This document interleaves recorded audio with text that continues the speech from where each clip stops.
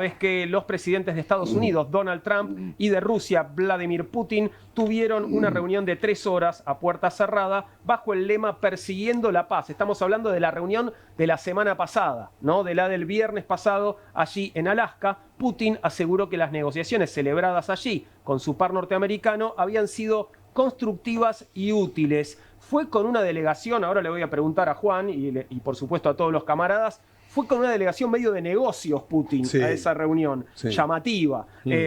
Continúo con la historia. El presidente Donald Trump afirmó que Estados Unidos estaría dispuesto a apoyar los esfuerzos europeos para supervisar cualquier acuerdo de paz en Ucrania, mientras que su líder, Volodymyr Zelensky, expresó su gratitud y vistió en este caso, visitando a Trump, ropa más elegante que la vez anterior, cuando medio que le hicieron un bullying, ¿no? Lo habían tratado bastante mal en la última visita a Washington a Zelensky. Mientras Trump lo recibía a él y a los principales líderes europeos para impulsar meses de esfuerzos estancados liderados por Estados Unidos para detener la guerra de 3 años y medio con Rusia, el tono y el estilo de la reunión fueron muy diferentes a los de aquel encuentro cuando el presidente de Ucrania fue prácticamente expulsado de la Casa Blanca en febrero. Tras las conversaciones, Trump afirmó que trabajaría para organizar una reunión entre Zelensky y el presidente ruso Vladimir Putin. Antes de que iniciara su reunión con líderes europeos, el micrófono de Donald Trump quedó abierto y ahí vamos a escuchar lo que estaba diciendo Trump. Quiero ir derecho a eso, si me permitís. ¿Qué decía Trump con el micrófono abierto? Esto no es la primera vez que le pasa. No sé si se acuerdan, pero antes de ser presidente por primera vez, con un micrófono abierto dijo barbaridades sobre mujeres. La frase en inglés fue grab them by the pussy. ¿Te la acordás, Nico? Claro que sí. Bueno, a ver qué decía esta vez con el micrófono abierto Donald Trump. Yeah, I think it's set up a trilateral, you know. So. I think he wants to make a deal for me. You understand that? As crazy as it sounds. Just sit down. Bueno, ahí lo puedo llamar a Putin y hacer un acuerdo. Parece hablar más como un hombre de negocios, que es lo que es, que como un líder mundial, que es lo que también es. Marcelo, perdón. Ocurre lo siguiente. Vamos al punto central de esta reunión. La expectativa que se discutiera era la de un alto el fuego, un cese del fuego.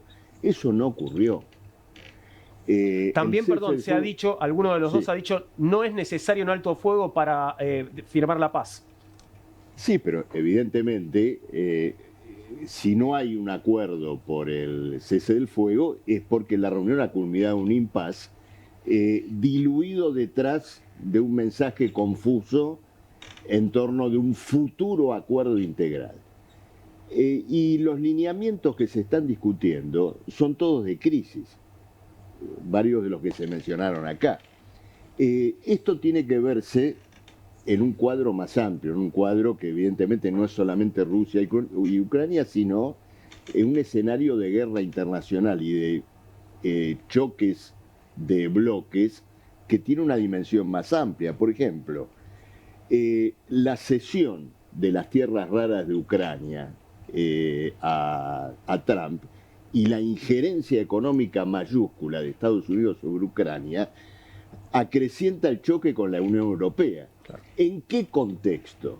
En el contexto de la guerra comercial. Hace tan solo unos días que se acaban de confirmar, ¿no es cierto?, las sanciones comerciales de Trump sobre un conjunto de bloques, entre ellos sobre la Unión Europea. Entonces, acá ese conflicto incide muchísimo a la hora, ¿no es cierto?, de ver qué es lo que va a ocurrir, ¿no es cierto?, con este desenlace. Luego, en la mesa de negociación entre Putin y Trump, fue incluido también Medio Oriente, que es un gran, digamos, foco de conflicto porque indudablemente Trump está apoyando fervientemente el genocidio del pueblo palestino en Gaza y de conjunto la intención de colocar una base poderosa de la OTAN en Medio Oriente, incluso a expensas de Putin.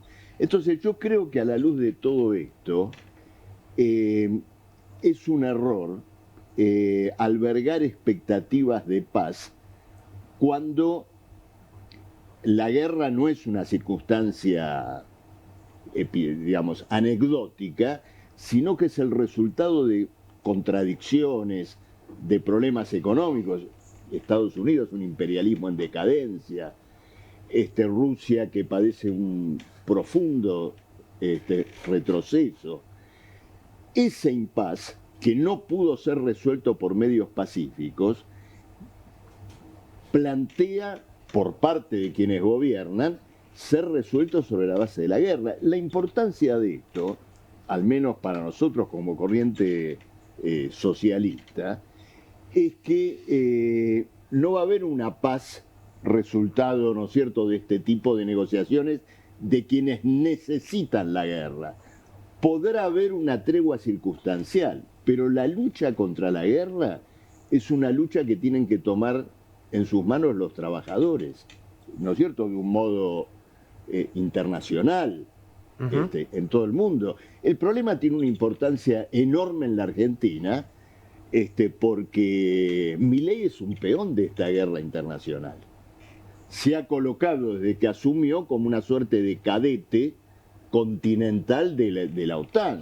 En una posición muy incómoda, ¿no? Por otro lado, porque tiene esta especie de alineamiento absoluto, claro, con Donald Trump, pero a la vez, bueno, había bancado a Zelensky en su momento, cuando sí, Trump lo reta y le suelta la mano, queda con ahí todas como esas haciendo equilibrio, ¿no? Propias de un vasallo, es decir, de alguien que está actuando, ¿no es cierto?, dentro de la órbita, en este caso de Trump. Y el tema tiene importancia ya en el plano local, porque fíjate lo siguiente, estamos discutiendo esto, pero hoy hay una campaña electoral en la Argentina y nadie discute esta guerra. Nadie discute el genocidio palestino, no se discute las consecuencias de este choque monumental y de esta guerra internacional, ¿no es cierto?, que está en desarrollo y que requiere una ferviente intervención de las fuerzas del movimiento obrero contra los gobiernos de la guerra. Nosotros en Política Obrera hacemos de este problema una cuestión muy importante de nuestra campaña electoral. La lucha contra la guerra, la lucha contra el genocidio palestino. Fíjate, ahora se anuncia una eventual visita de Netanyahu a la Argentina. Ya plantea un conflicto porque la Corte Penal Internacional lo imputa como criminal de guerra. Va a ser detenido en la Argentina, indudablemente si es por Milei lo va a recibir con los brazos abiertos. Nosotros reclamamos que el Congreso argentino disponga la ruptura de relaciones con el Estado de Israel. Esto es abrazar la cuestión de la guerra en la Argentina y en la lucha política que tenemos planteada hoy. Pero volviendo al punto inicial, no aventemos ilusiones en que los señores de la guerra van a superar la guerra. Bien. La guerra solo va a poder ser derrotada si los que realmente tienen interés en derrotarla, que son los trabajadores en el mundo, superan, derrotan a sus gobiernos en el marco, indudablemente, de una reorganización social sobre otras bases, es decir, de carácter socialista, tomando el interés de la mayoría trabajadora y no el interés de los agentes de la rapiña internacional, que son todos estos señores. Están los que están atrás de Marcelo Ramal, ahora no, sí. Pero bueno, tenía justamente la formación de la reunión de Washington. Completa. ¿Sí? Ahí están todos, están los europeos y lo tenés a Zelensky, además de a Donald Trump. Camaradas, por este lado, ¿quieren aportar algo o sigo adelante? Vamos a cerrar este tema por el momento, por supuesto seguiremos con atención los acontecimientos, pero volvamos a la Argentina para encontrarnos con caras conocidas en roles hasta el momento desconocidos, como es habitual. Al momento de conocerse los candidatos que competirán en elecciones, figuras ajenas a la política, pero famosas para el gran público, sorprenden al postularse para cargos y los comicios legislativos de este año no serán la excepción, ya que Tronco Figliuolo, Virginia Gallardo, Jorge Porcel Jr., Claudio el Turco García, Karen Reichert, Carlos el Loco Enrique y Evelyn von Brocke estarán en las boletas y Nico González, periodista de perfil que está hoy aquí en la mesa de comunistas, ha escrito en varias ocasiones sobre el tema y tiene para contarnos. Podemos compartir el título de alguna de las notas, ahí lo tenés. Bueno, esta es de hoy. ¿De cuándo es esta, Nico? ¿De ayer? Esta es de ayer. Bien, ahí tenemos un pequeño panorama. Digo, el hecho de que sean figuras conocidas, caras y nombres conocidos para el electorado, no es menor, y esto lo saben bien Ricardo Alfonsín y Marcelo Ramal, el valor importantísimo que es que conozcan tu cara y tu nombre. Sin ir más lejos, estábamos viendo en encuestas la semana pasada cómo el primer candidato de la Libertad Avanza en la provincia de Buenos Aires, José Luis Espert, tiene un 25-30% de desconocimiento de parte del electorado. Y es un problema. Entonces vos entrás, por ejemplo, con Virginia Gallardo y ya tenés una parte de ese camino allanado. Estamos de acuerdo en eso, ¿no? Estamos de acuerdo. Hay otro que la tiene más complicada, que es el candidato de la Libertad Avanza en la tercera sección electoral para la provincia de Buenos Aires, que alcanza un 40% de desconocimiento. El comisario Bondarenko. El comisario Bondarenko, ex-comisario, ¿no? Ex-comisario. Entonces... ¿Ese es rival tuyo, Ricardo? ¿En qué sección vamos? Es en la tercera. No, vos sos nacional, Ese es perdón. Rival tuyo, Marcelo. Sí, ¿Cómo sí. te ves contra el Cana? Y espero que no me interrogue, pero sí me gustaría tener un debate político, inclusive sobre el tema en el cual él dice... Seguridad, ¿no? Sí. Claro, por supuesto. ¿Habrá debates? Porque esa es la otra pregunta, ¿no? Sobre el tema, por supuesto, sobre el tema de la llamada inseguridad. Uh-huh. Imagínate que el primer candidato a diputado nacional de su propia lista, José Luis Espert, tiene sobre sus espaldas las acusaciones de financiación Sí, claro. del narcotráfico, Uh-huh. ¿no es cierto? Que está completamente entrelazado con la cuestión de la inseguridad. Lo de Bondarenko, bueno, es más viejo que la ruda.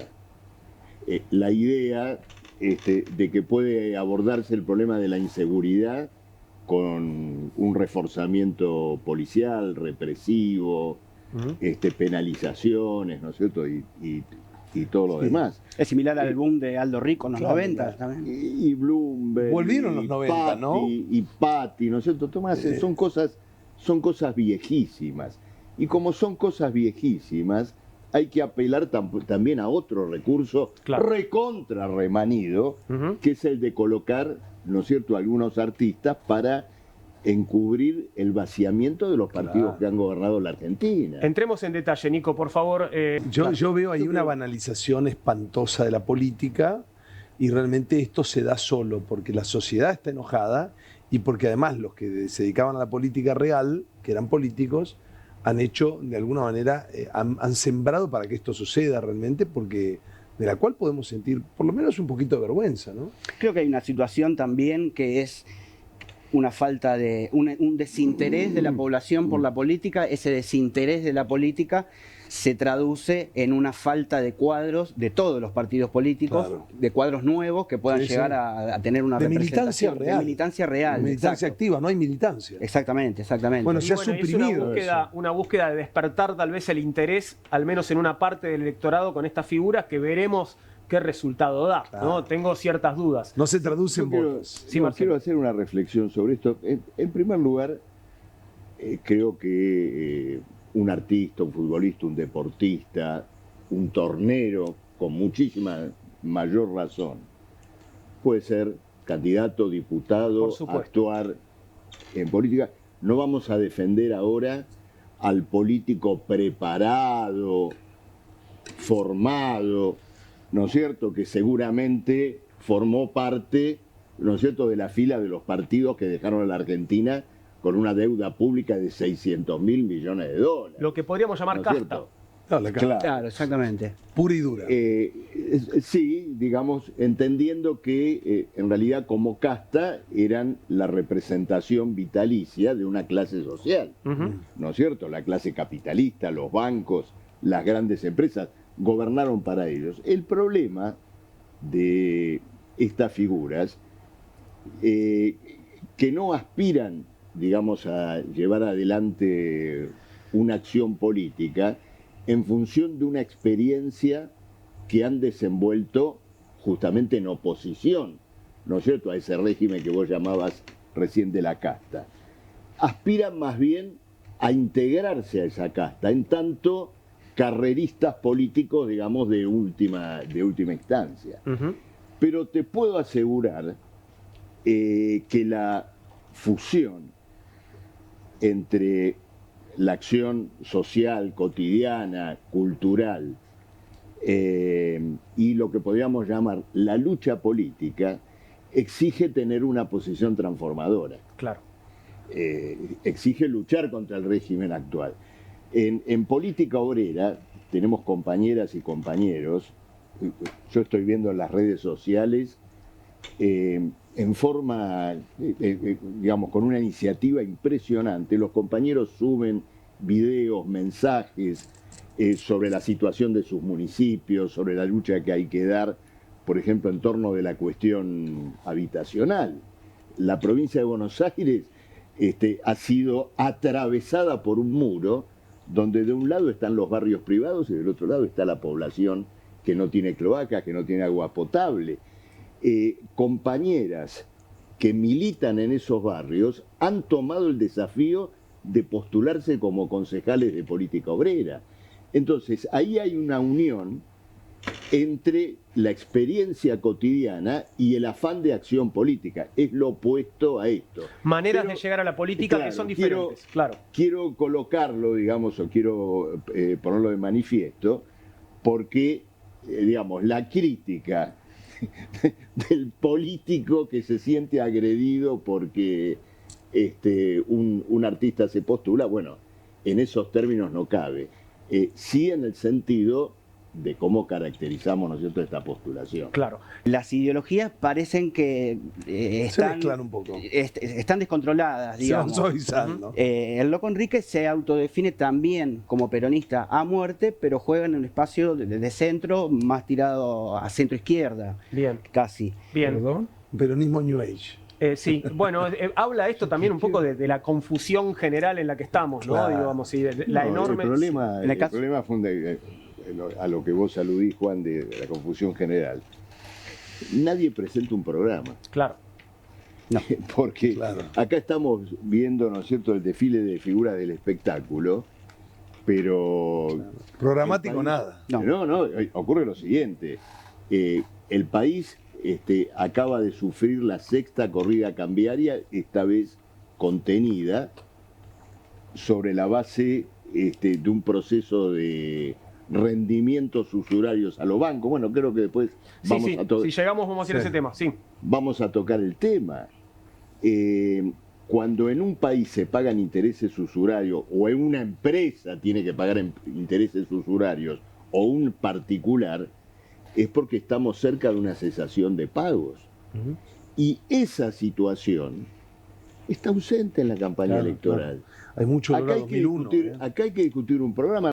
Nos hemos esforzado en política obrera en ingresar esta campaña en la cual estamos participando, en un caso en la provincia de Buenos Aires, pero en distintas provincias del país, sobre la base de un programa.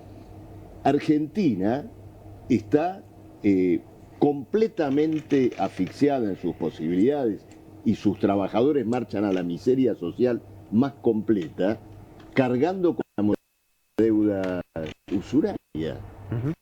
En Argentina hay que buscar un debate sobre la cuestión del salario y las jubilaciones. Hoy, a raíz de este tema de las tasas de interés usurarias, se está discutiendo el problema de las familias que entran ahora en una quiebra, que se endeudaron con tarjeta de crédito para poder pagar consumos, porque el salario no llega ni al día 15 del mes. Garrahan, choferes, han planteado la necesidad de un salario igual a la canasta familiar de 2 millones de pesos. Mira, yo soy candidato a legislador provincial. El primer proyecto que voy a plantear en la legislatura bonaerense es que la administración provincial, que naturalmente en la cual tiene injerencia la legislatura, establezca un salario igual a la canasta familiar, hoy en 2 millones de pesos, para docentes, trabajadores de la salud, otros trabajadores del estamento estatal, y que el tema despierte indudablemente una inquietud y una movilización. Ujú. Estoy seguro que inclusive trabajadores privados van a tomar ese eje si ese debate se da en la legislatura. Bien. Entonces el problema es con qué programa vamos a las elecciones. Ujú. Ahora, lo que yo veo en general, además de Larry Leclerc y el negro Enrique, ¿no es cierto?, y todo lo demás, es que se discute si vas acá, si vas allá, si está unido con este, si este piensa moverle el piso en el 2027 Claro. al otro. En la elección provincial es simplemente el esfuerzo de los intendentes por blindar su poder territorial. Claro. Entonces, este es el debate que hay que colocar, porque además podemos hacer, acá hicimos este paneo de la figura del espectáculo. Me queda uno, No, pero y es el más imagínate, controversial. Juan, si haces un paneo sobre las figuras de la burocracia sindical que se postula como candidato. Es decir, los dirigentes de los sindicatos que en estos 2 años han asegurado con el gobierno que pasen las leyes laborales negativas, que el salario se planche Ujú. hasta perder 25 o 30% de su poder adquisitivo. A ver, cuando uno piensa que esos dirigentes sindicales están en la lista, por ejemplo, de Fuerza Patria, negro Enrique, volvé. Claro, claro. Veamos el último,